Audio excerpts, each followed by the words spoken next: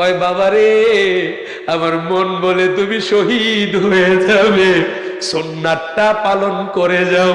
বিয়ে পড়ায় দেওয়া হলো, এবার স্ত্রীর সঙ্গে দেখা হবে। কাশেম ডাকতে কয় না না, আমি স্ত্রীর সঙ্গে দেখা করব না, এটা আর একটা মায়া। সব যুদ্ধের সাজ পরে গেল, পরে ফেললো। এবার সকিনা পিছন দিক থেকে ডাক দেয়, কয় স্বামী গো, ও স্বামী একটু দেন, কদমে সালাম করি, মুখটা একটু দেখি। কাশেম কয় না না, মাকায়া দেখলে মায়া লাগবে, আর তোমার মায়ায় যদি পড়ে আমার ভাইয়ের হত্যার বদলা নিতে যদি দেরি হয়, যুদ্ধ করতে যদি দেরি হয়, আমার ভালো লাগবে না। ইসলামের সমান স্বার্থে আমি এখনই জিহাদে জড়িয়ে পড়ব। আর বাচ্চা হারায় গেছে, যিনি বাচ্চা রেখে আসছেন এক বাড়িতে, এখন আপনাকে বাড়ির লোকজন পাচ্ছে না খুঁজে, আপনি মেহরবানি করে মাহফিলের স্টেজে আসেন, আপনার বাচ্চা, আপনার সন্তান আপনি নিয়ে যান। এই তো। আর কাফন পড়েছি, কত জানাজার নামাজ দিয়েছি, কত দাফন, ঠিক কিনা বলেন? আমাদের মৃত্যু আছে না নাই? কিন্তু একটা অনুরোধ করব, মৃত্যু এমন হোক, মরে গেলে মানুষ যেন কান্দে, মরে গেলে মানুষ যেন জানাজায় সয়লাভ হয়ে যায়, মানুষ যেন আফসোস করে আর বলে আল্লাহ এই মানুষটাকে তুমি ক্ষমা করে দাও, এই মানুষটাকে তুমি জান্নাতি বানায়া দাও। দোয়া তো চেয়ে নেওয়ার বিষয় নয়, দোয়া হচ্ছে হৃদয়ের বিষয়। মারহাবা বলেন না? আজকে উসমান হাদির জানাজা আপনারা দেখেছেন, শহীদ উসমান হাদি ভাইয়ের জানাজায় কত মানুষ হয়েছে, খুব খেয়াল করেন, কত মানুষ হয়েছে। উসমান হাদির জানাজায় মানুষে মানুষ ঢল নেমেছে। আমি কি এটা ভুল বলছি? তাহলে কথা বলেন। দলমত নির্বিশেষে বলছে উসমান হাদিকে আল্লাহ তুমি মাফ করো, বলতেছে না? আমরাও বলছি আল্লাহ আপনি উসমান হাদি ভাইকে মাফ করে জান্নাতের মেহমান বানিয়ে দেন। তিনি তো ন্যায়ের পক্ষে, অন্যায়ের বিরুদ্ধে বলিষ্ঠ কণ্ঠস্বর ছিলেন। তিনি মরে গিয়েও মরেন নাই, মানুষের হৃদয়ে জায়গা করে নিছে। বলেন না কেন? এটাকে বলা হয় কৃত্রিমানের মৃত্যু নাই। মানে স্বাভাবিক পৃথিবী ত্যাগ করে, কিন্তু মানুষের কাছে ইতিহাস হয়ে যায়। জীবন তো একটাই, ক্ষুদ্র জীবন, মৃত্যুর পরে তো আর আসা যাবে না। এই ক্ষুদ্র জীবন মানুষের কল্যাণে কাজে লাগাতে হবে। এই ক্ষুদ্র জীবন ন্যায়ের জন্য কাজ করে যেতে হবে। সুবহানাল্লাহ, জুড়ে বলেন। কাজটা অনেক ছোট হোক, এটার বদলা কে দিবে? একসাথে বলেন, কে দিবে? আল্লাহ দিবে। আবার অল্টারনেটিভ, যদি আপনি কোনো অন্যায় করেন, পৃথিবীর কেউ না দেখুক, একজন দেখে, তিনি কে? জুড়ে পড়েন, তিনি কে? আল্লাহ। সে আল্লাহর ধরা থেকে কি কেউ বাঁচতে পারবে? আল্লাহ বলেন ইন্না বাতশা রাব্বিকা লাশাদীদ, নিশ্চয়ই তোমার রব যখন ধরবে, তোমার রব যখন কাউকে পানিশমেন্টের মধ্যে নিয়ে আসবে, সেটা হবে ভেরি ডিফিকাল্ট ফর ইউ, এটা হবে তোমার জন্য খুব কঠিন। রবের শাস্তির কোনো সীমারেখা নাই। মাঝে মাঝে রব ভূমিকম্প দেয়, দেখেন না আপনারা? কুল্লু মান আলাইহা ফান, সবকিছু শেষ করে দিবেন, সবকিছু কেঁপে উঠবে। ওয়ায়াবকা, পরের আয়াত, শুধু একজন অবশিষ্ট থাকবে। আমি ওইদিকে আলোচনাটা করব না, এজন্য বলছি না। শুধু একজন অবশিষ্ট থাকবেন, তিনি কে? একসাথে বলেন, তিনি কে? আল্লাহ। অর্থাৎ সব রাজত্ব, সবকিছু ধ্বংস, শুধু একজনের আধিপত্য থাকবে, তিনি হচ্ছেন আলহামদুলিল্লাহি রাব্বিল আলামিন। জোরে বলেন আলহামদুলিল্লাহি রাব্বিল আলামিন। আমরা প্রশংসা করব কার? আরে জোরে বলেন কার? যিনি হচ্ছেন গোটা সৃষ্টি জগতের রব। এখন সেই রব বলছেন, আমি যেমন গোটা সৃষ্টি জগতের রব, আমার হাবিব সরকারে আলম নূরে মুজাসসাম হায়াতুন নবী রাসূল করিম সাল্লাল্লাহু আলাইহি ওয়াসাল্লাম হলেন রাহমাতাল লিল আলামিন। জোরে বলেন সুবহানাল্লাহ। ওয়া মা আরসালনাকা ইল্লা রাহমাতাল লিল আলামিন।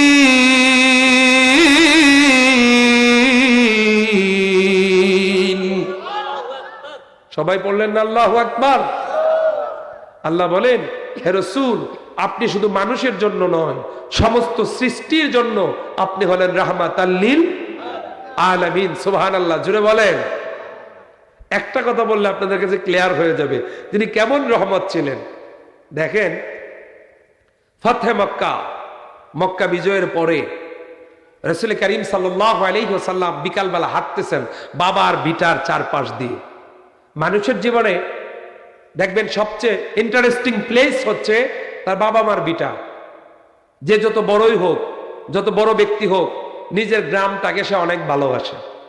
বলেন না কেন?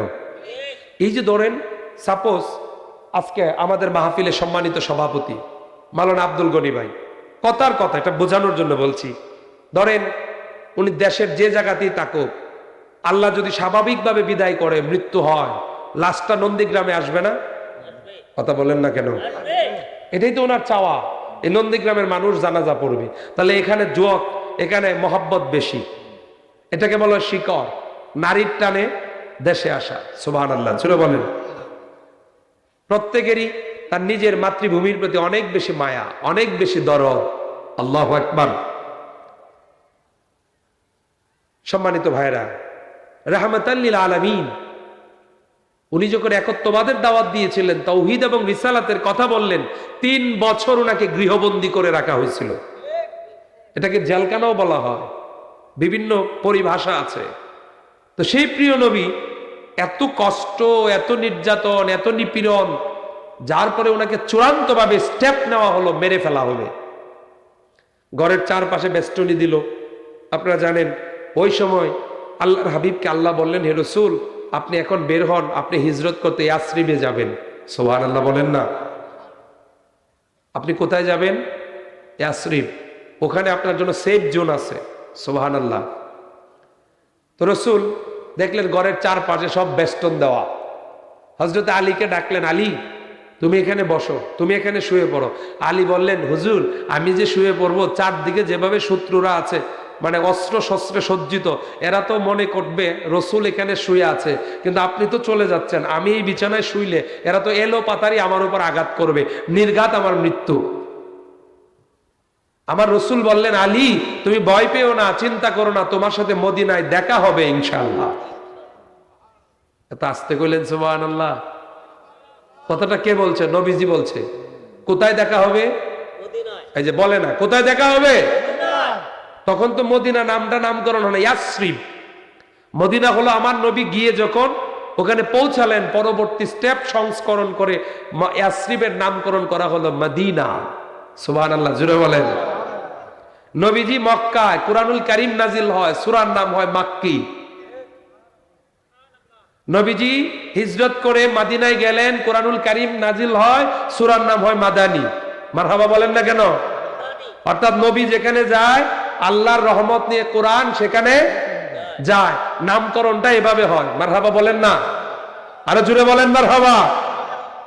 এখন আসেন, সেই নবীজি এবার আলীকে বললেন, আলী মদিনা তো, এখন আপনাদেরকে বোঝানোর জন্য বলছি। আলী চিৎকার মেরে বললেন, আল্লাহর কসম, আল্লাহি তাল্লাহি বিল্লাহি, হে রাসূল আমার আর চিন্তা নাই, রাসূল বলেছেন মানে আল্লাহর পক্ষ থেকে নির্দেশ পেয়েই বলেছেন, আই এম শিওর আমি ওই জায়গায় যাওয়ার আগ পর্যন্ত আর মরবো না। সুবহানাল্লাহ। নবীজি গেলেন। আপনাদের একটু প্রেমটা বোঝাচ্ছি, সবসময় তো স্পিডেই বলি, আজকে ভেঙ্গে ভেঙ্গে বলতেছি। নবীজি গেলেন, আবু বকরকে ডাক দিলেন। এই ঘটনা আপনারা জানেন।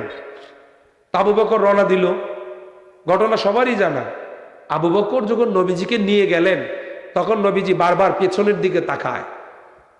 আবু বকর বললেন, ইয়া রাসূলুল্লাহ, ইয়া হাবিবাল্লাহ, নবী গো আমার, আপনি বারবার পেছনের দিকে তাকান কেন? আমার নবী ডাক দিয়ে কয়, আবু বকর রে, এটা আমার মায়ের দেশ, আমার বাবার দেশ। আমার বড় সাধ ছিল এই কাবা শরীফের খেদমত করে আমার জীবনটা কাটায় দেব। আল্লাহর ঘর কানায় কাবার খেদমত করতে পারলাম না, আমার মন বড় চাচ্ছে এই কাবার মধ্যে সময় কাটাইতে। আবু বকর ডেকে বলেন, ইয়া রাসূলুল্লাহ, ইয়া হাবিবাল্লাহ, নবীজি আমার, যেখানের মানুষ আপনাকে মেরে ফেলতে চায়, যেখানের মানুষ আপনাকে ধ্বংস করে দিতে চায়, হুজুর ওই দেশের মানুষের প্রতি আপনার এত মায়া কেন? আমার নবী বললেন, আবু বকর রে, এখানে আমার বাবার জায়গা, আমার মায়ের জায়গা, এখানে আল্লাহর ঘর কানাই কাবা। আমার মন চায় না হুজুর যে অঞ্চলের মানুষ আপনারে চিনে না, আপনার কেন তাদের প্রতি মায়া? আমার নবী কয়, এরা না চিনলে এরা আমার নিজের মানুষ। মক্কা ছেড়ে দয়াল নবী মদিনাতে যায়, জন্মভূমির মায়ায় নবী ফিরে ফিরে চায়, জন্মভূমির মায়ায় নবী ফিরে ফিরে চায়। একদিন রাত্রে নিশিকালে কাফেরের দল যুক্তি করে, কেমনে করে নবীর বংশ ধ্বংস করা যায়।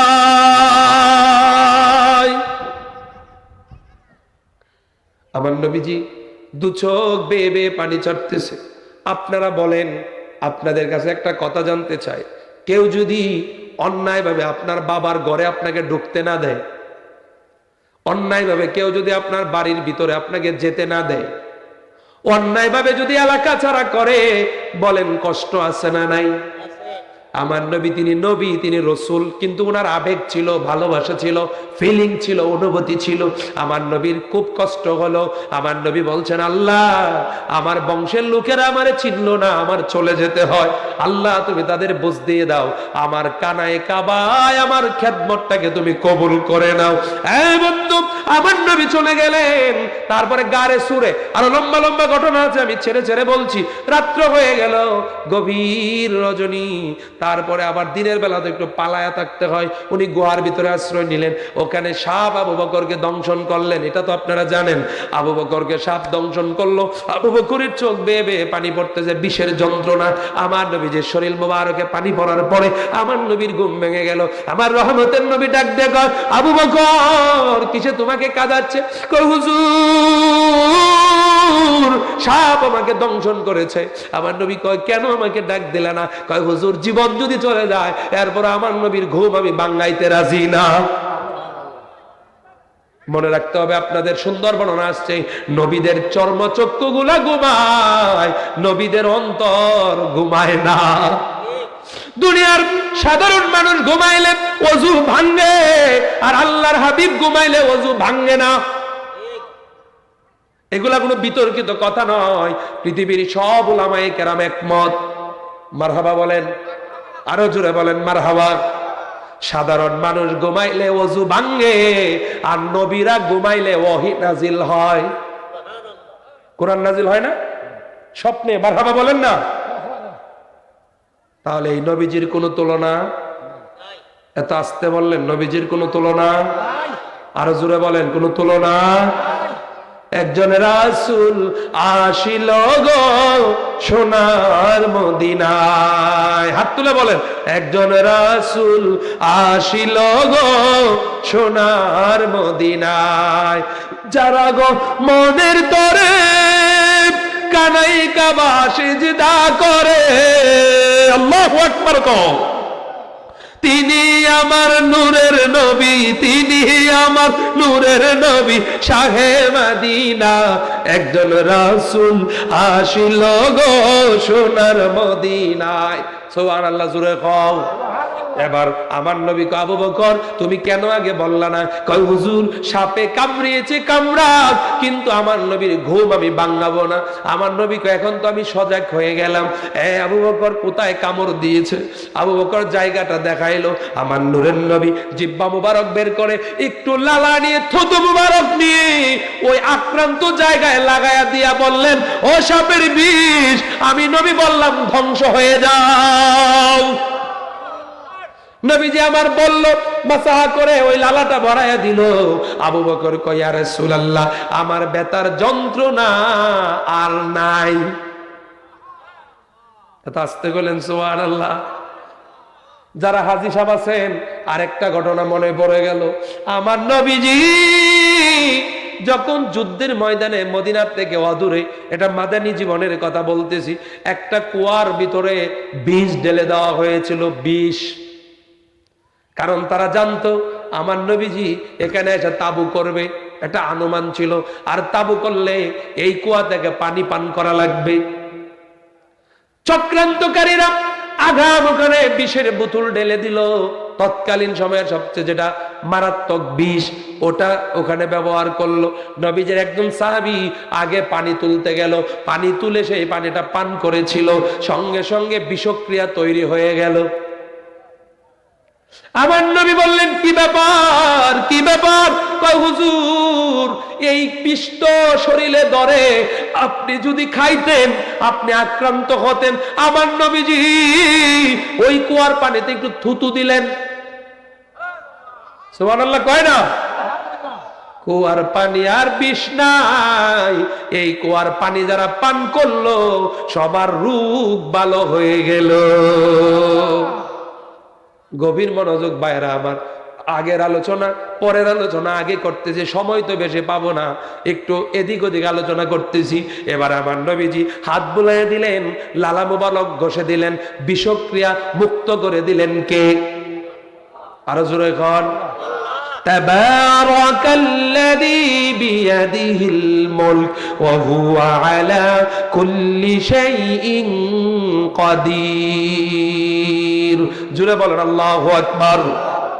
সমস্ত পবিত্রতা সেই মহান সত্তার, যিনি হচ্ছেন আল্লাহ, যিনি হচ্ছেন অলমাইটি, সকল ক্ষমতা যার হাতে, সকল ওয়ার্ডারের মালিক যিনি, তিনি কে?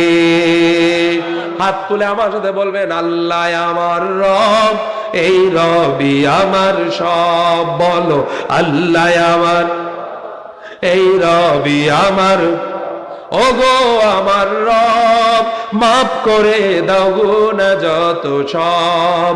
আল্লাহ আমার রব, এই রবি আমার সব। বলো আল্লাহ, এই রবি আমার। জুড়ে বলেন মারহাবা। বন্ধু আমার, নূরের নবী এবার ইয়াসরিব শহরে ঢুকবেন। কি চমৎকার কথা! যাইয়া দেখে আমার নবীকে বরণ করে নেওয়ার জন্য, আমার নবীকে রিসিপশন দেওয়ার জন্য বুড়া মানুষ, বয়স্ক মানুষ, ছাত্ররা, শিশুরা, কিশোরেরা, ছোট্ট ছোট্ট বাচ্চারা মিছিল সাজায়া দাঁড়ায় আছে। অথচ মক্কায় নবী নির্যাতিত, মক্কায় নবীকে মেরে ফেলা হবে, আর মদিনায় নবীকে রিসিভ করার জন্য শত শত মানুষ দাঁড়ায় আছে। সুবহানাল্লাহ কর না কেন? মক্কায় মেরে ফেলার চক্রান্ত, আর মদিনায় কি মানুষ দাঁড়ায় রয়েছে ফুল দিয়ে গ্রহণ করার জন্য। শুধু গ্রহণ না, তারা পড়তেছিল তলাল বাদরু আলাইনা মিন সানিয়াতিল ওয়াদা ওয়াজাবা শুকরু আলাইনা মাদা লিল্লাহি দা। বলেন তলাল বাদরু আলাইনা মিন সানিয়াতিল ওয়াদা ওয়াজাবা শুকরু আলাইনা মাদা লিল্লাহি দা। আল্লাহু আকবার। জোরে বল। আমার নবী চোখের পানি টপ টপ করে ছেড়ে দিল। হায়রে, মক্কার মানুষ আমারে চিনল না, মক্কার মানুষ আমাকে মেরে ফেলতে চায়, আর মদিনার মানুষ আমারে রিসিভ করে ফুল দেয়। সুবহানাল্লাহ, জোরে বল। এখন এখানে বড় যে ঘটনাটা ঘটলো, আপনারা তো জানেন আইয়ুব আল আনসারীর ঘরে নবীজি উট ছাড়লেন। কার ঘরে যাবে? মানে নবীকে মেহমানদারি করার মানুষের সংখ্যা অভাব নাই, সবাই চাচ্ছে যে রাহমাতাল লিল আলামিন আমার ঘরে যাক। সুবহানাল্লাহ কয় না? এই মুসলমান, নবীর প্রেম কাকে বলে এখান থেকে বুঝতে হবে। সবাই বলছে হুজুর আমার ঘরে আসেন, ও বলছে আমার ঘরে আসেন, ও বলছে আমার ঘরে আসেন। নবী তো একজন, এখন যাবে সবার ঘরে, আবার কি আতিথেয়তা গ্রহণ করতে হবে। সুবহানাল্লাহ জোরে বলেন। ওখানে নবীজি ফাইসালা দিলেন, উট উষ্টিটা যেখানে গিয়ে থামবে, যার ঘরে থামবে ওখানে যাওয়া হবে। থামলো, খুব শর্ট করে বলছি। থামার পরে কেউ এনে নবীকে খেজুর দিচ্ছে হাদিয়া। সুবহানাল্লাহ জোরে বলেন। মানে যার কাছে যাচ্ছিল এভাবে হাদিয়ার স্তূপ হচ্ছে। আল্লাহু আকবার বলেন। নবীজির একদম খাদেম ছিল, ছোট্ট খাদেম, হ্যাঁ, হযরতে আনাস রাদিয়াল্লাহু তাআলা আনহু। মারহাবা জোরে বলেন। সবাই সব দিল, নবীর সাথীদেরকে রিসিভ করলো। যার ঘরে দুইটা স্ত্রী ছিল মুহাজিরদেরকে দিয়ে বললাম আমার ভাইকে দিয়ে দিলাম। যার দুইটা ঘর ছিল একটা ঘর দিল, যার বেশি জায়গা ছিল একটু জায়গা দিল। সবাই সব দিল। মূলত সবার সন্তুষ্টি হচ্ছে নবী যেন খুশি হয়। সুবহানাল্লাহ বলেন না। একজন মহিলা চোখের পানি ছেড়ে ছেড়ে বলছে সবাই সব দিল, আমি নবীকে কি দেই? আমি তো গরিব মানুষ, না আছে খেজুর, না আছে বাদাম, না আছে সম্পদ, আমার তো কিছুই নাই, আমার কিচ্ছু নাই। আমার একটা মাত্র অবলম্বন, আমার একমাত্র ছেলে আনাস। আমি আনাসকে আমার নবীর কদমে দিয়ে দিতে চাই।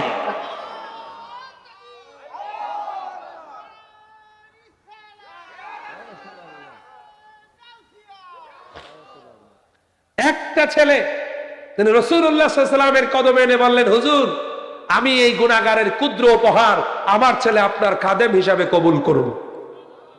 সুবহানাল্লাহ বলেন না। আল্লাহ দেখে অন্তর। আল্লাহ কি দেখে? আরো জুড়ে বলেন আল্লাহ কি দেখে? অন্তর।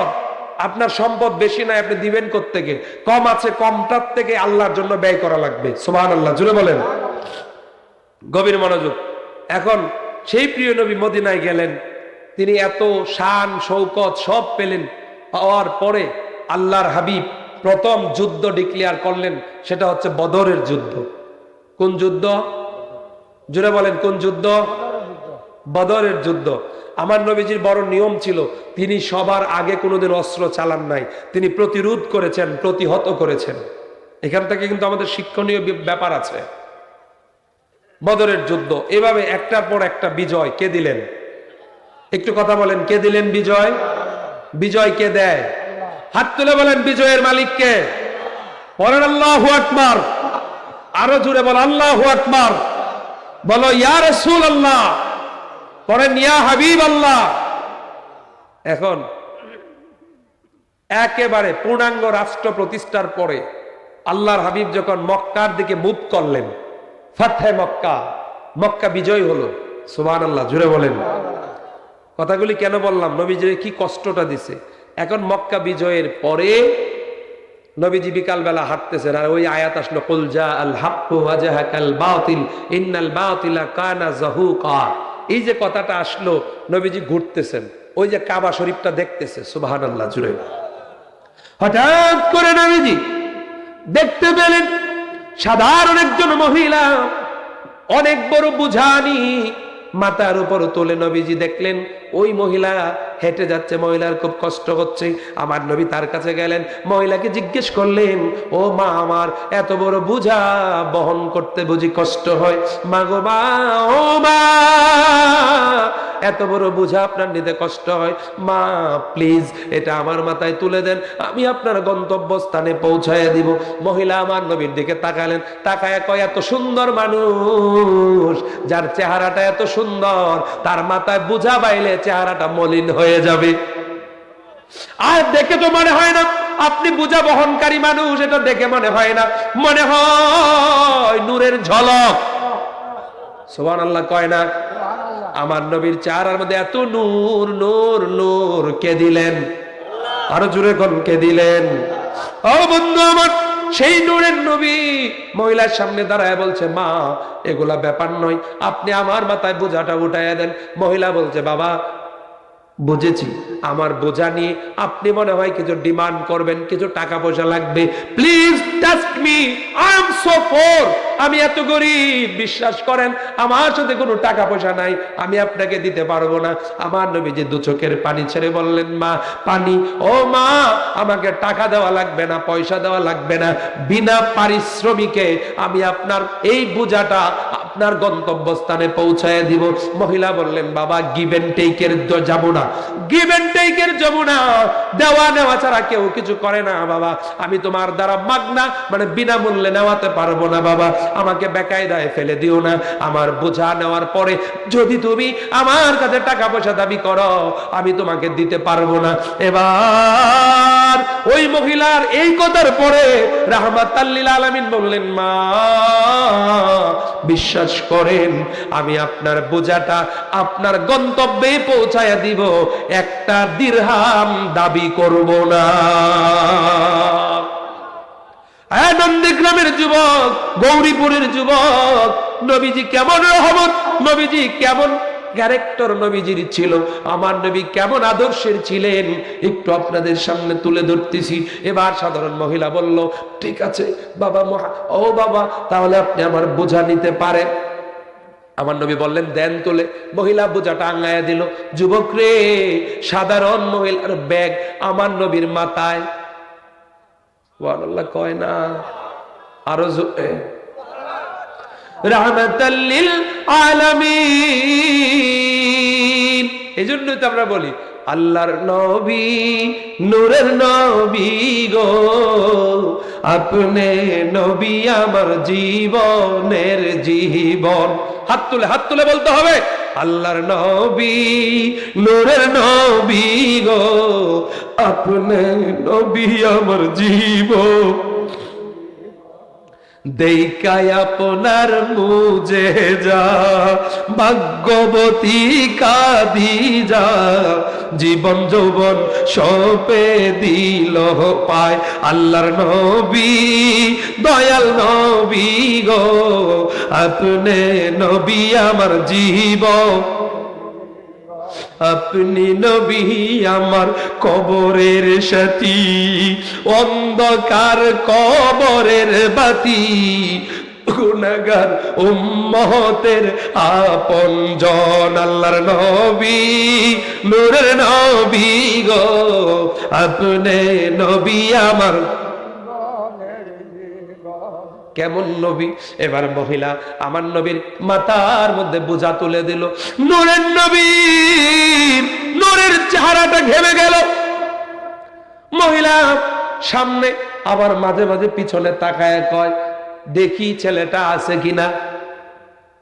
আমার নবীজি এবার ওই মহিলার পিছনে, মহিলার সামনে চলে গেল, পাহাড়ের কাছে যাইয়া ডাকতেছে, ও আমার গোষ্ঠী জ্ঞাত, ও আমার প্রতিবেশী যারা আছো, বের হও, আমি বুড়া মানুষ, আমি মুরব্বী মানুষ, আমার একা ফেলে চলে আসলা, আমি কেমনে আসি? এই ছেলেটা যদি আমাকে সেবা না দিত, আমার বোঝা যদি বহন না করত, আমি তো জায়গায় মারা যেতাম। একজন যুবক তাকায়া দেখে, রে যার ভয়ে আশ্রয় নিলাম সেই মুহাম্মদকেই তো নিয়ে আসছে। যুবক ডাক দিয়ে কয়, বুড়িমা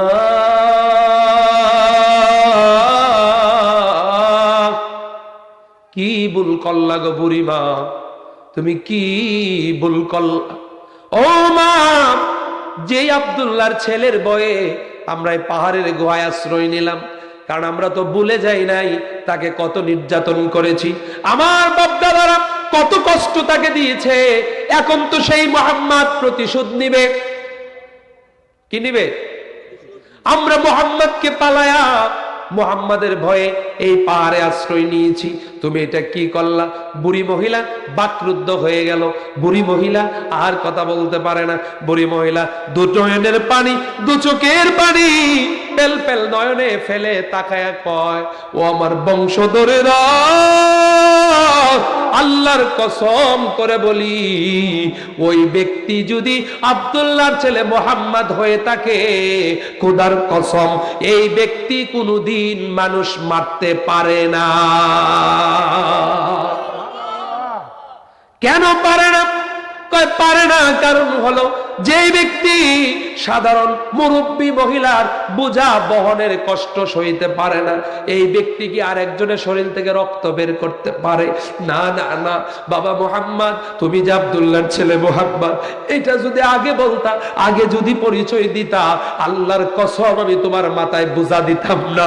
হ্যাঁ মুহাম্মদ আমিন, আর দেরি নয়, আমারে তুমি এখনই পড়ায়া দাও লা ইলাহা ইল্লাল্লাহু মুহাম্মাদুর রাসূলুল্লাহ সাল্লাল্লাহু আলাইহি ওয়াসাল্লাম। আমার নবীর ভালোবাসা দেখে, আমার নবীর অ্যাটিটিউড দেখে, আমার নবীর আদর্শ দেখে মানুষ মুসলমান হয়েছে। জুড়ে বলো ঠিক কিনা? গভীর মনোযোগ। আমার আল্লাহ কয়, হাবিব আপনি তো শুধু মানুষের জন্য রহমত নয়, আপনি গোটা সৃষ্টি জগতের জন্য রহমত। ও নন্দীগ্রামের মানুষ, আমার নবীর প্রয়োজন পড়বে কবরে, আমার নবীর প্রয়োজন মানুষের লাগবে হাসরে, আপনি আমারও লাগবে হাসরে, লাগবে কবরে। জুড়ে বলেন লাগবে কি লাগবে না? মুসিবতের দিনে যখন আমরা মরে যাব, আমরা যখন কবরে ঢুকবো, কবরে তো সবাইকে ঢোকা লাগবে। যেখানে আমার ওয়াজ ছিল, আমরা কবরের যাত্রী। কোন জায়গার যাত্রী? আরো জোরে বলেন, কোন জায়গার যাত্রী? আমরা কবরে ঢুকবো, এই কবর আমাদেরকে হাতছানি দিচ্ছে। আলহাকুমুত তাকাসুর হাত্তা যুরতুমুল মাকাবির। তোমাদেরকে পৃথিবীর নেশা ভুলায় ফেলেছে, পৃথিবীর মায়ায় তোমরা পড়ে গেছো। এই মায়া থাকবে না একদিন। কোন দিন? যেই দিন তোমরা কবরের যাত্রী হয়ে যাবে।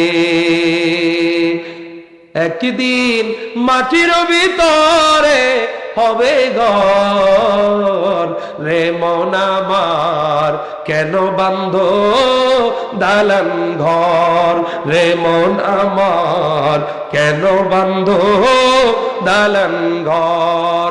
প্রাণ পাখি উড়ে যাবে কাছা যে ছেড়ে, শূন্য দেহ থাকবে পরে মাটির ঘরে। ঠিক কিনা?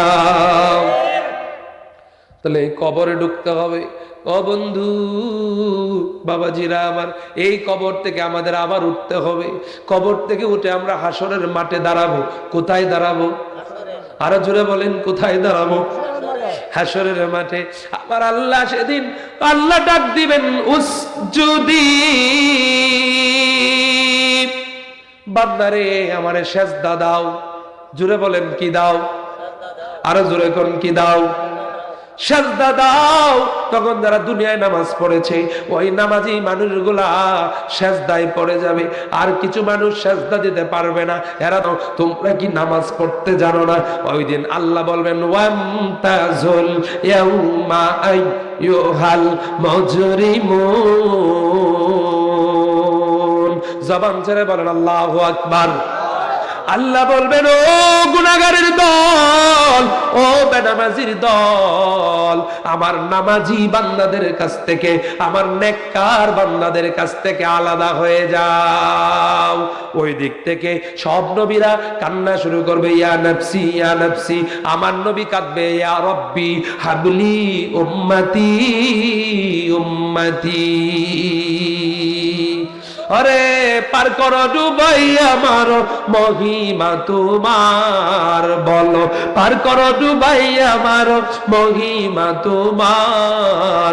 উম্মতের কান্ডার নবীজি রহমতের ভান্ডার, বলো উম্মতের কান্ডার নবীজি রহমতের ভান্ডার। ত্রিভুবনে তুমি ছাড়া কে আছে আমার, ত্রিভুবনে তুমি ছাড়া কে আছে আমার। পার করো ডুবাই আমার মহিমা তোমার। জুড়ে বলেন আল্লাহু আকবার। মোহাব্বতে বলেন আল্লাহুম্মা সাল্লি। বসো ভাই, বসো না। মুহাম্মাদ ওয়া আলা সাইয়্যিদিনা আল্লাহুম্মা সাল্লি সাইয়্যিদিনা মাওলানা মুহাম্মাদ মুহাম্মাদ ওয়া আলা আলি সাইয়্যিদিনা। হাত তুলে বলেন ইয়া রাসূলুল্লাহ, আরো জোরে কোন ইয়া রাসূলুল্লাহ, পড়ো ইয়া হাবিবাল্লাহ। আমার আলোচনা কি আপনাদের খারাপ লাগতেছে? আমি কি আলোচনা শেষ করে দিব ভাই? আরো বক্তা আছে তো? হ্যাঁ, আরো 1 ঘন্টা? ওরে বাবা, সভাপতি হুজুর কি কয়? মারহাবা কন। এই আমার বায়ানচারীর তো আমার পুঞ্জি। প্রত্যেকটা মাহফিলে এই যুবক বাইগুলার সামনে বসে, আজকে যুবকরা পিছে কে? এই যুবক, তাকবীর আসতে হবে না জোরে হবে? সাউন্ড তো কম দিলে তো আমি মানি না। জোরে বলো আল্লাহু আকবার। এখন আসেন, আমার নবী কাঁদতে থাকবে, উম্মতি উম্মতি, সুবহানাল্লাহ জোরে খন। আল্লাহ বলবেন হাবিব, এই জায়গা তো কান্নার জায়গা নয়, আপনার জন্য তো এখানে সম্মান রেখেছি। ওয়ালাল আখিরাতু খায়রুল লাকা মিনাল উলা। হে রাসূল, হাসরের মাঠ তো আপনার সম্মানের জায়গা, স্পেশাল পাওয়ার আপনাকে দিয়েছি, আপনি কাঁদেন কেন? আমার নবী বলবেন, আল্লাহ তুমি কেন কাঁদি তুমি তো জানোই। সুবহানাল্লাহ কন না কেন? বলেন আল্লাহ জানে কিনা? আরো জোরে বলেন।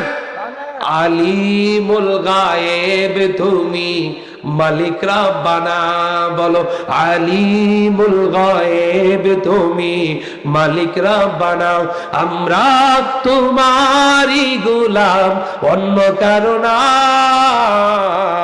ঠিক কিনা? ও বন্ধু আমার, এবার আমার নবীকে আল্লাহ বলবেন, হাবিব মাথা বাসান, ইরফা রাসাক সালতুদা। নবী গো মাথা বাসান, কাঁদবেন না, কাঁদবেন না, হাসরের মাঠ আপনার কান্নার না, আপনি কাঁদেন কেন? আমার নবী বলবে, আল্লাহ গো আল্লাহ, আমি কান্দি একটা কারণ আছে, আমার আশেক উম্মত যারা, আমার ইমানদার উম্মতকে তুমি দুজকে দিতে পারবে না, পারবে না। আমার সব ইমানদার উম্মতকে বিনা হিসাবে মাফ করে দাও। আল্লাহ বলবেন, হাবিব এটা তুমি কি বলো? বিনা হিসাবে যদি ছেড়ে দেই তাহলে মিজানের পাল্লা রেখেছি কেন?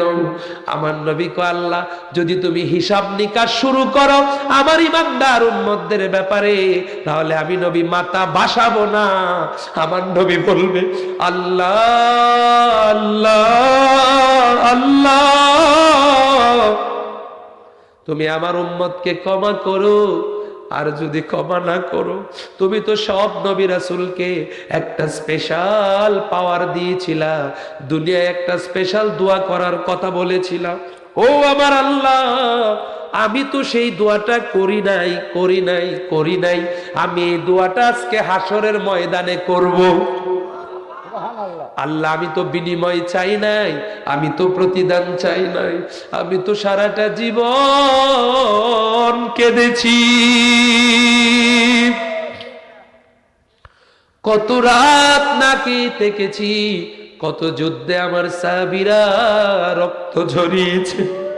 আল্লাহ কোথায় আমার হাসান, কোথায় আমার হুসাইন?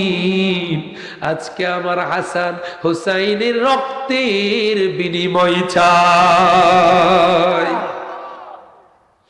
কোন হুসাইন, কার রক্তের বিনিময় চায়? আপনারা একটু খেয়াল করবেন যুবক ভাইয়েরা, আমার নূরের নবী এবার নাতিনের রক্তের বিনিময় চাইবে। বিনিময় চাওয়ার কারণ একটাই, যেন আমাদেরকে মাফ করাইতে পারে। যেই নবী সারাটা জীবন কেঁদেছে, হাসরের মাটি কান্দে আমাদের মায়ায়, তাহলে আমরা কি সেই নবীর মায়ায় দুরুদ সালাম পড়তে অসুবিধা হয়? ও বন্ধু, কথাগুলি খেয়াল করেন। এই ইমাম হুসাইন কোন ইমাম হুসাইনের কথা বলে? যে ইমাম হুসাইন আমাদের জন্য সত্যের পতাকাকে সমুন্নত রাখার জন্য নিজের 6 মাসের ছেলে আলী আসগরকে হারিয়েছিল। যে আলী আসগর পানির পিপাসায় আলী আসগরের ঠোঁটগুলা কালো হয়ে যাচ্ছিল। আলী আসগরের মা এসে বললেন, স্বামী গো, ও স্বামী, একটু পানির ব্যবস্থা করেন। ইমাম হুসাইন বলেছিল, কোথা থেকে পানি আনবো? এই বেঈমানের দল, এই বেয়াদবের দল তো পানি দিবে না। মহিলা বলল, যাও না, একটু বুঝাও, পানি যেন দেয়। ওই ফুরাতের পারে ইমাম হুসাইন গেলেন, গিয়ে বললেন, একটু পানি দাও, আমাদের লাগবে না, আমার কলিজার টুকরা সন্তান একটু পানি খেতে চায়। ওই বেঈমানগুলা বলল, ঠিক আছে, পানি দিব। পানি দেওয়ার কথা বলে তীর ছুঁড়ে মারল, নিষ্ঠুর তীর ইমাম হুসাইনের বুকে না লেগে ছোট্ট 6 মাসের ছেলে আলী আসগরের কলিজায় ঢুকে গেছে। একটা চিৎকার মেরেছে। ছোট্ট মানুষ ডাকতে তো পারে না, রক্তের গরম আলী আসগরের বাবার শরীরে লেগে গেছে। ইমাম হুসাইন চিৎকার মেরে কয়, এই এজিদের দল,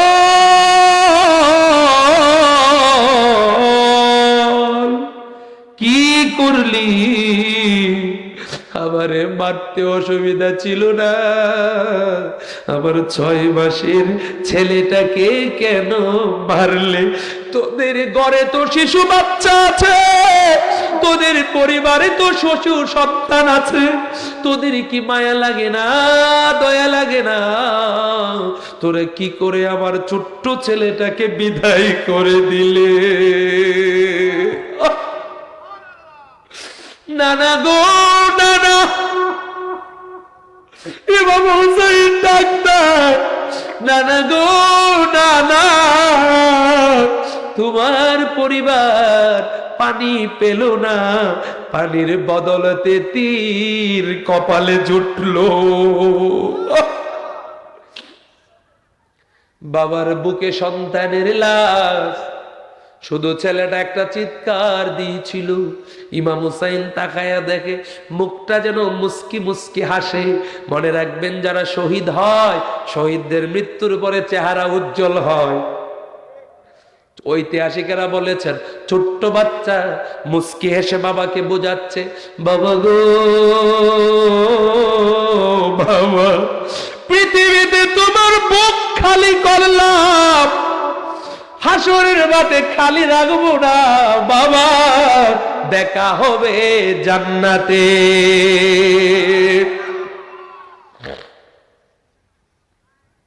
কলিজা নরম করে দেন। আপনি একটু ফিলিংস একটু অনুভব করেন, সন্তানের লাশ যদি বাবার বুকে, তাছাড়া এটা যদি নর্মাল ডেথ না হয়, স্বাভাবিক মৃত্যু না হয়, শত্রুদের আক্রমণে হয়, কলিজাটা কি তাকে? আপনি যতই নিষ্ঠুর পিতা হন, দেখবেন আপনার সন্তান যদি রাত্র 11টায় কিছু ছায়া কাঁদতে থাকে, আপনার কিন্তু সন্তানের জন্য মায়া লেগে যাবে। বন্ধু,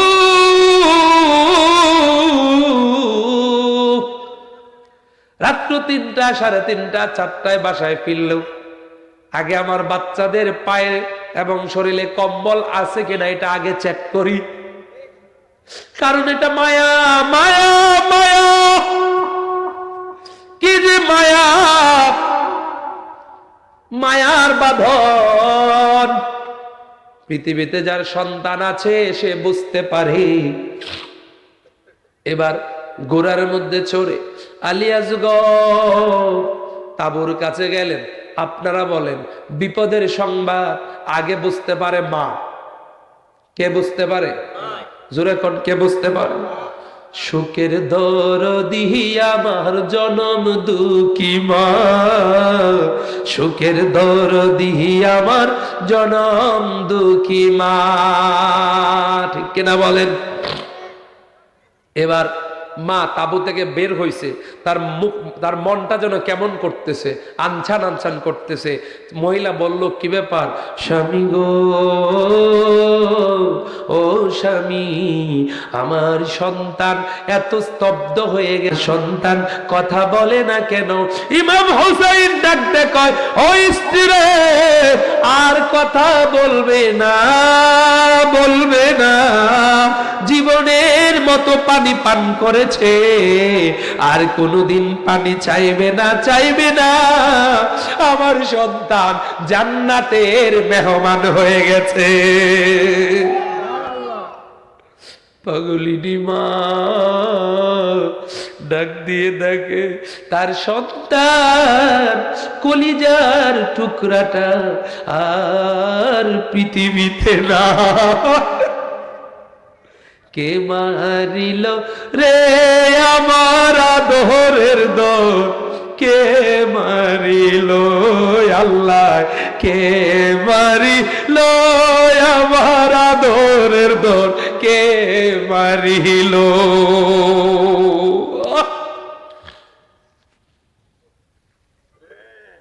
পাগলিনী মা সন্তান হারায়া অস্থির হয়ে গেল। কি বুঝাবো? ওই যে কয়েকদিন আগে রাজশাহীর একজন মা সন্তান 5 ভিতরে পড়ে গেছিল। কে বলেন না কেন? সাজিদ।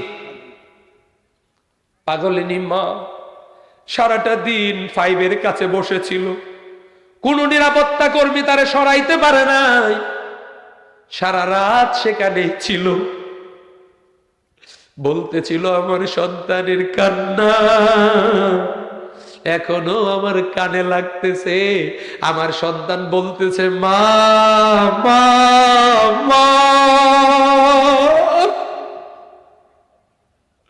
আমার সন্তান জীবিত উদ্ধার হবে, আমার সন্তান আমি দেইকা তারপরে ঘরে যাব। এটার নামই মা। তাহলে আলী আসগরের মাও তো মা, রক্ত মাখা শরীর সন্তানের নিয়ে কুলে। ইমাম হোসেন কই স্ত্রীর আর পিছানোর সুযোগ নাই, যুদ্ধ বেঁধে গেছে, যুদ্ধ করা লাগবে। কাশেম কাশেম ডাক দিয়ে কয় চাচা যান, যারা আমার ভাইকে মেরেছে, আমার রক্তের উপর যারা আঘাত করেছে, আমি আর ঘরে বসে থাকবো না, আমি যুদ্ধে যেতে চাই, অনুমতি দেন। ডোন্ট ডাই, হয়তো বাঁচবো নয়তো মরবো, আমার রক্ত আমাকে কারবালায় ডাকছে। যারা আমার 6 মাসের ভাইটাকে বাঁচতে দিল না,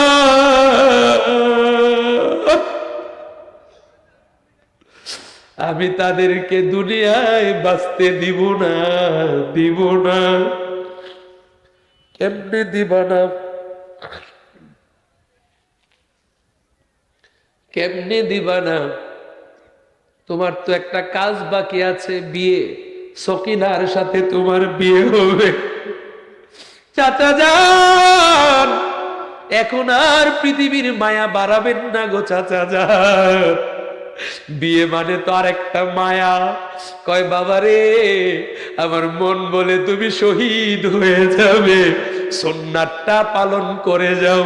বিয়ে পড়াইয়া দেওয়া হলো, এবার স্ত্রীর সঙ্গে দেখা হবে। কাশেম ডাক দে কয় না না, আমি স্ত্রীর সঙ্গে দেখা করব না, এটা আর একটা মায়া। সব যুদ্ধের সাজ পরে ফেললো। এবার সকিনা পিছন দিক থেকে ডাক দেয়, কয় স্বামী গো, ও স্বামী একটু দেন, কদমে সালাম করি, মুখটা একটু দেখি। কাশেম কয় না না, মাকায়া দেখলে মায়া লাগবে, আর তোমার মায়ায় যদি পড়ে আমার ভাইয়ের হত্যার বদলা নিতে যদি দেরি হয়, যুদ্ধ করতে যদি দেরি হয়, আমার ভালো লাগবে না। ইসলামের সমান স্বার্থে আমি এখনই জিহাদে জড়িয়ে পড়ব।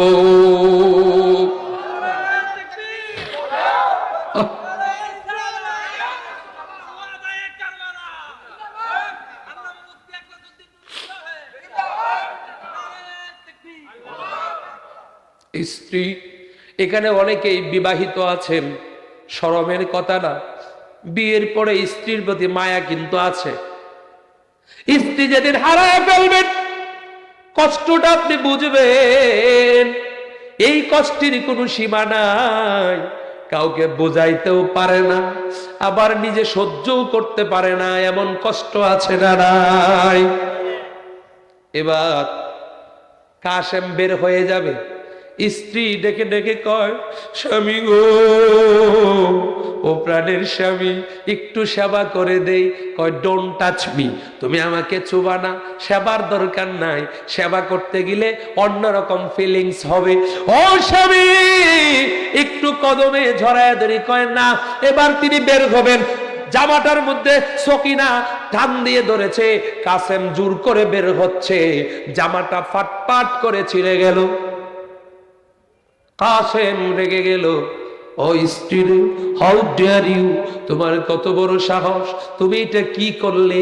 আমি ইসলামের জন্য আমার চাচাজি ইমাম হুসাইনের নেতৃত্বে জিহাদে অংশগ্রহণ করব, তুমি তো আমার স্ত্রী, তুমি তো স্বামীকে সাজায়া দিবা, স্বামীকে গুছায়া দিবা। ও জগতের মানুষ, দুনিয়ার যারা ফরহেজকার স্ত্রী আছে, দেখবেন স্বামী জুমার দিন মসজিদে গেলে স্ত্রী ধোয়াইল কাপড়গুলা, ইস্ত্রি করা কাপড়গুলা হাতে দেয়। কথা কন না কেন? স্বামী যেই খাবারটা খেতে পছন্দ করে, এই খাবারটা রান্না করে। স্বামী একটু গরম পানি চাইলে আগে ভাগে রেডি রাখে, আছে না নাই? আবার এমন স্ত্রী দুনিয়ায় আছে, স্বামী যদি কয় সরয়, হ্যাঁ কয় সরায়া।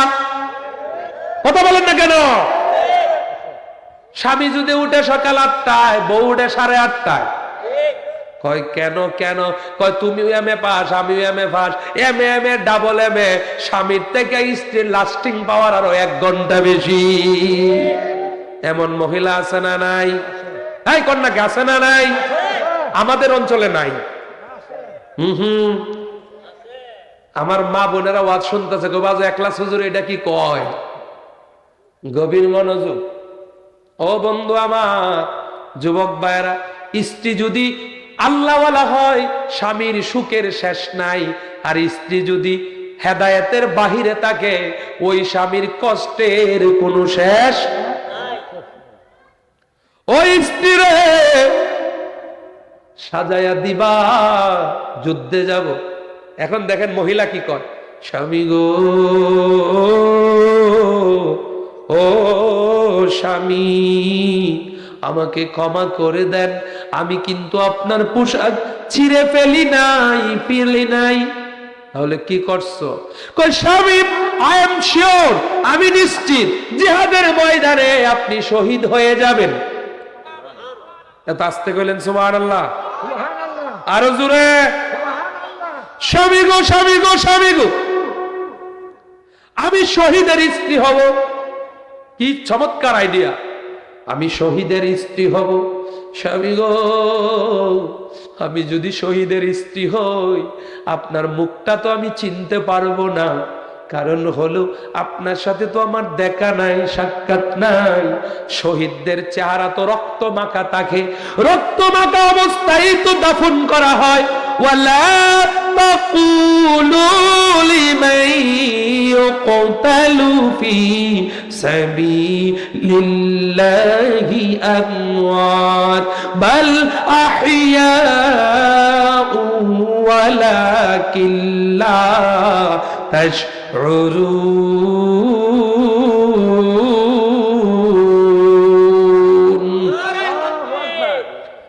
বন্ধুরা আমার, এবার মহিলা ডাক দেখো, ও আমার প্রাণের স্বামী, আপনি যদি শহীদ হয়ে যান, হাসরের ময়দানে তো আপনি এইভাবে উঠবেন, আমি তো সেদিন আপনাকে চিনতে পারবো না, পারবো না। কিন্তু আল্লাহর কসম, আপনার পোশাক যখন ছিঁড়া থাকবে, কথা কয় না, কি ছিঁড়া থাকবে? আরো জোরে বলেন, কি পোশাক? পোশাক যখন ছিঁড়া থাকবে, আমি চিনে ফেলবো আপনি আমার স্বামীর পাশে। ওই দিন আমি গর্ব করব শহীদের স্ত্রী হিসাবে। এজন্য আমি কাপড়টা ছিঁড়ে দিলাম। কষ্ট হইতেছে আপনাদের? কষ্ট হইতেছে? আলোচনা শেষ করে দিব ভাই। কাসেম গিয়েই শহীদ, গিয়াই শহীদ। যুদ্ধের দামামা, শেষ প্রতিনিধি, লিডার যিনি, ইমাম হুসাইন পোশাক পরে রেডি, যুদ্ধে যাবেন। ওনার একমাত্র বোন জয়নব, মানে অবশিষ্ট বোন জয়নব, জয়নব জয়নবকে ডাক দিয়া কয়, খুব করুণ কথা, জয়নব বোন আমার, একটু আসো, জীবনের শেষবারের মতো তোমারে দেখে যায়। জয়নব বাইকে জড়ায় ধরে কয়, ভাইজান আমাদের মাও নাই, বাবাও নাই, আপনিও যদি না থাকেন কে আমাদেরকে আদর করবি, কার কাছে মাথা টেকাবো, কে আমাদের সান্ত্বনা দিবে, ভাই আমার যাইতে দিব না। ইমাম হোসেন ডেকে কয়, জয়নব বোন আমার বুকে আয়, আমার বুকে আয়। এখানে যাদের বোন আছে, বিশেষ করে ছোট বোন যাদের আছে, কত আদর করেছেন বোনকে, একবার কল্পনা করেন এই বোনটাকে যখন বিদায় দিতে হয়, কেউ যদি বোনকে কবরে দিয়ে থাকেন, ওই ভাই বলতে পারবে কত ব্যথা। আবার কোনো কারণে বোন যদি বড় বোন হয়, সেই বোনটা খুব খারাপ লাগবে। এই বন্ধু, আমার 4টা বোন আছে, বিশ্বাস করেন কথাগুলো রেকর্ড হচ্ছে, আপনারা তো এই এলাকার মানুষ, আমার এলাকার এত কাছেই, বোনদেরকে এত ভালোবাসি, সবসময় তো মান অভিমান এগুলা তো আমাদের তাকেই, আপনারও আছে আমারও আছে, আছে না? কিন্তু যখন একটা বোন অসুস্থ হয়ে যায়, কোনো বিপদে পড়ে যায়, বিশ্বাস করো ঠিক থাকতে পারি না, পাগলের মতো দৌড়ায়। কয়েকদিন আগে দুপুরে খাইবো, ফজরের নামাজ পড়ে একটু ঘুমাইলাম, উঠছি খাইতে বসবো, ফোন আসছে, এই যে বোনটা খুব খারাপ অবস্থা, আর বোন ওই খারাপ অবস্থা আমার ফোন দিয়ে কইতেছে, ভাই আমার উপরে দাবি রাখিস না। বিশ্বাস করুন, কি এক অজানা সংখ্যা, অজানা উদ্বেগ, উৎকণ্ঠা শুরু হয়ে গেল। আমি মনে মনে বলতেছি, হাই রে, আমার বোন দাবি শেষ করে কেন, আমার বোনের অবস্থা মনে হয় খুব খারাপ। বললাম তাড়াতাড়ি আসো, হসপিটালে নিয়ে আসো। বিশ্বাস করেন তারা আসে করতে আমি লুঙ্গি পরে হসপিটালে চলে গেলাম। এটা হলো রক্তের কানেকশন। জুড়ে ঘর মানবিবাদ ছিল, থাকবে, কিন্তু মনে রাখতে হবে আমার বোন আপনার বোন। কথা কন না কেন? এবার ইমাম হুসাইন তার বোন জয়নবরে বুকে ধরে কয়, বোন রে, বোন আমার, কষ্ট পাইস না, কষ্ট পাইস না, নানার রেখে যাওয়া ইসলাম কায়েম রাখতে গিয়ে তোর ভাই হুসাইন শহীদ হবে, কষ্ট পাইস না রে বোন, জীবনের মতো তোরে শেষ আদর করে দিলাম। জয়নব হাউমাউ করে কান্দে আর কয়, ভাইজান